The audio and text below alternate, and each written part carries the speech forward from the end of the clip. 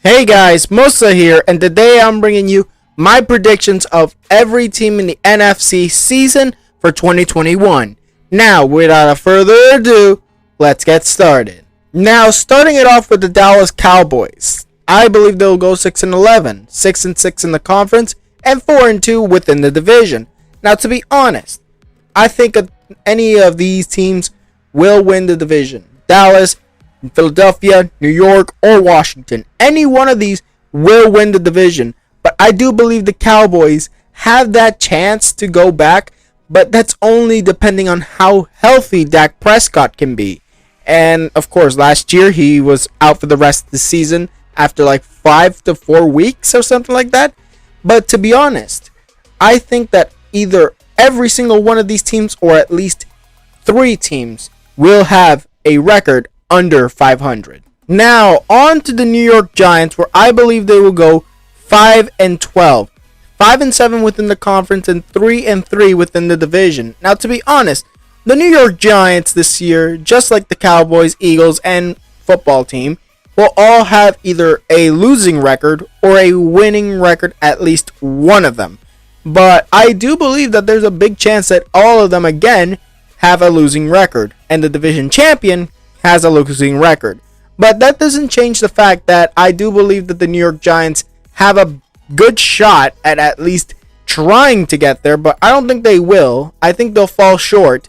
But this is a improvement that the Giants did in the draft, getting Kadarius Toney, getting Kenny Golladay in free agency. Honestly, I think this Giants team has improved a lot. Now, on to the Philadelphia Eagles, where I believe the Eagles go 5-12. 4-8 in their conference and 2-4 in their division. Now, to be honest, the Eagles under Jalen Hurts is going to be very different than the Eagles under Carson Wentz. But to be honest, the Eagles under Carson Wentz is a team that could have been great, but the team failed. The team around him failed, not Carson. Carson did do some bad things, but to be honest, Carson doesn't have a good team. Like the Super Bowl team that Nick Foles led into the playoffs, that team is gone. That team is way gone, and the Eagles need to improve for Jalen Hurts. Now, on to the Washington football team, who I believe will go 6-11, 5-7 in their conference, and 3-3 within their division. Now, to be honest, the Washington football team is not that good. Not really good. And to be honest, every team in that division isn't good. But I say the Washington football team is the one that needs the most help, because yes, they do got a good head coach in Ron Rivera, but is Allen the quarterback of the future? Maybe not. Is the quarterback they signed to be his backup maybe a future quarterback? No, he's not.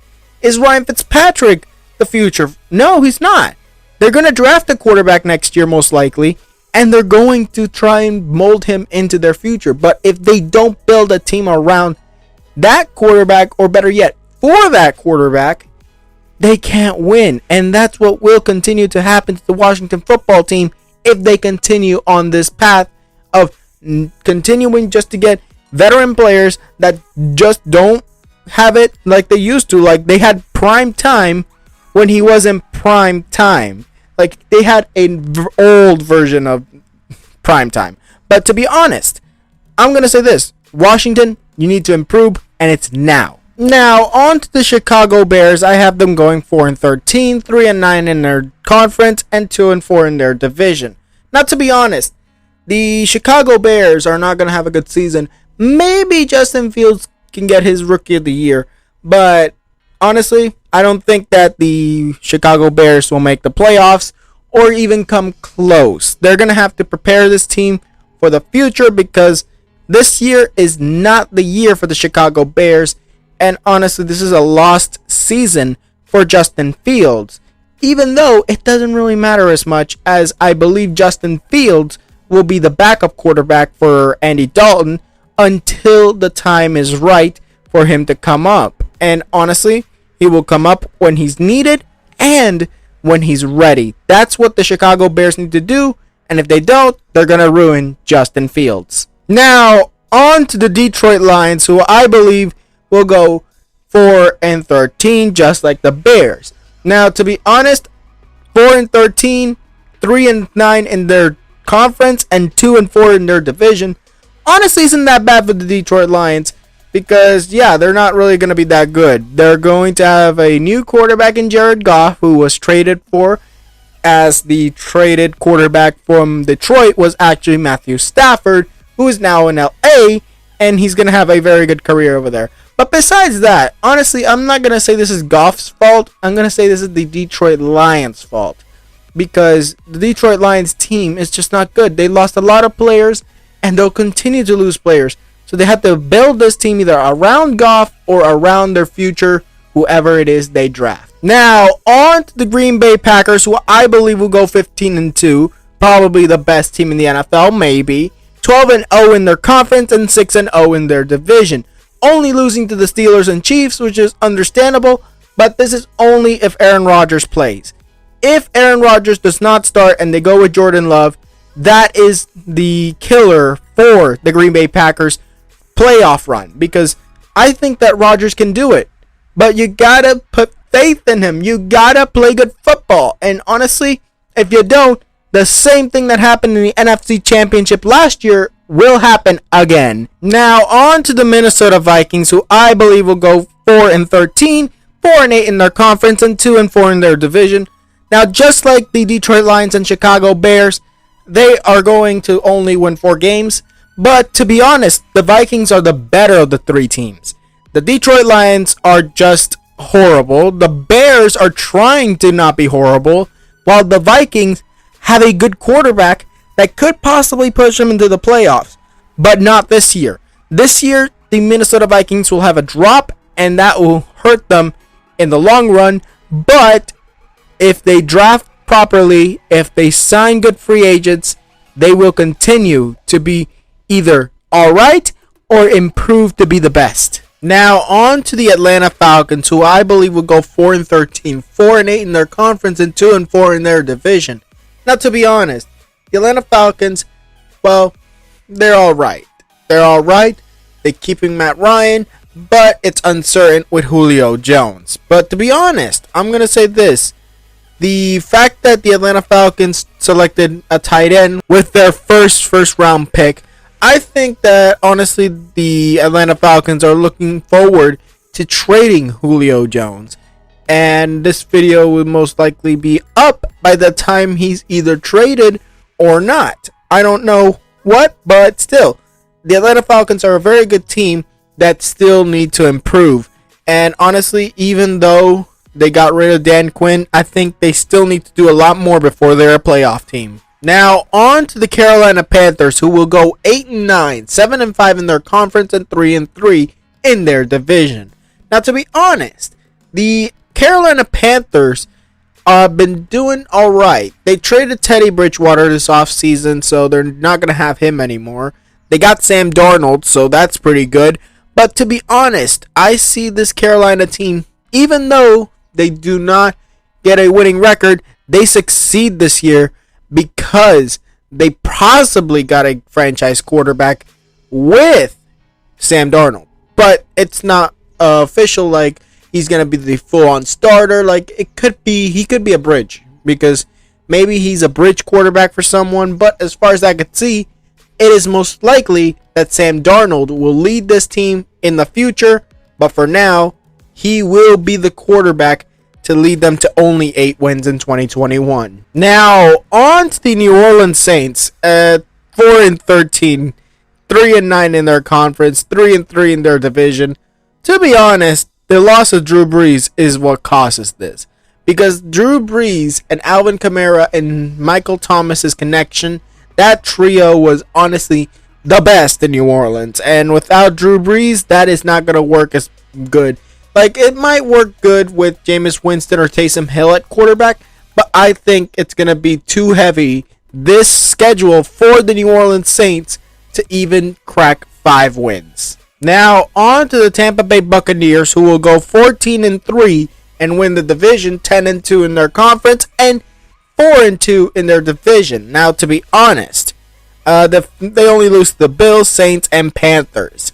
And yeah, I think that this team is going to be back into the playoffs, possibly back into the NFC Championship, and possibly back into the Super Bowl. Tom Brady's still there, signed an extension. Gronkowski signed an extension. Antonio Brown's not going anywhere. Leonard Fournette's not going anywhere. The 22 starters are not going anywhere from Super Bowl 55.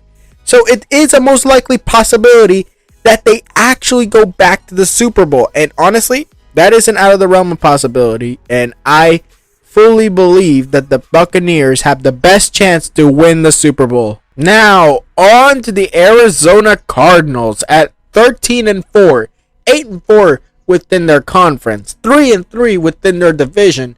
And to be honest, it's in between them and the Seattle Seahawks to win the division. That's how I see it. The Rams, the Niners, the Packers, and the Seahawks are the only losses the Cardinals will have. And to be honest, it'll most likely be because, of course, where they are and the situation. I believe that their only game at home they will lose is to the Packers and 49ers, while they'll lose in LA and in Seattle.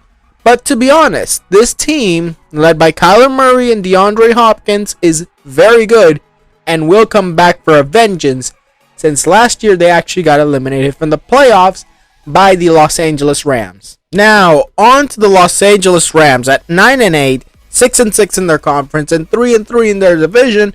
They most likely do make the playoffs. I do believe that every team in this division will make the playoffs.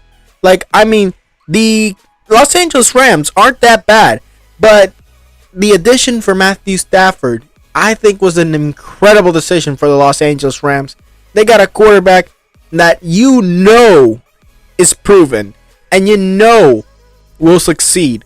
And honestly, Matthew Stafford, if he does not succeed in Los Angeles, then there is no hope for the LA Rams. But I am not counting them out this year. Now, on to the San Francisco 49ers with a 13-4 record, 8-4 conference record, and a 3-3 division record. The only losses the 49ers will have is to the Packers, of course, and their 3 division rivals, the Seahawks, the Cardinals, and the Rams, losing to the Cardinals in San Francisco and in Seattle and Los Angeles. And honestly, I'm just going to say this, San Francisco drafting a future franchise quarterback is honestly disturbing, because what's going to happen to Jimmy G? That's the question that everyone's now asking. And to be honest, Jimmy G is going to leave. But is he going to leave via free agency, or is he going to leave via trade? That is the question. But for now, we all know Trey Lance is the future franchise quarterback of the 49ers, being selected with the 3rd overall pick. You really have that now. And the reason why is because Jimmy's just too injury prone. And honestly, I don't mind the pick. I knew they were going to select a quarterback, but I didn't expect him. And honestly, there are other quarterbacks that fit the Shanahan system more than Trey Lance. But still, I see this 49ers team, a fully healthy, back in the playoffs. Now, on to the Seattle Seahawks, who I have going 13-4, 8-4 in their conference, and 3-3 in their division. Now, the Seahawks, my team, I'm going to tell you this. These record is mostly because the Seahawks schedule is not as hard as everyone thinks. Honestly, we do have some hard games, mostly against division rivals and the Green Bay Packers. But to be honest, we got the Lions, we got the Bears, we got the Washington football team, the Saints, the Steelers, the Rams, once at least in Seattle. The Seattle games is most likely going to be a win. I don't think we lose in Seattle this year. But all our games, we lose our away games, of course. But I think that the Titans, Colts, Vikings, Rams game in Seattle, it's going to be very tough for Seattle. But I think Seattle's going to come up with a win and make the playoffs. As I stated, it's in between them and the Arizona Cardinals to win this division. Now, that was it for this video. Tell me what you guys think in the comments below. Who do you think will be the NFC champions, and who do you think will even make it to the NFC Championship game? And who do you think will win the Super Bowl in 2021? The Super Bowl 56 in Los Angeles. Tell me what you guys think in the comments below. Now, like this video if you liked it, subscribe, and hit the notification if you want more videos. And I'll see you guys next time.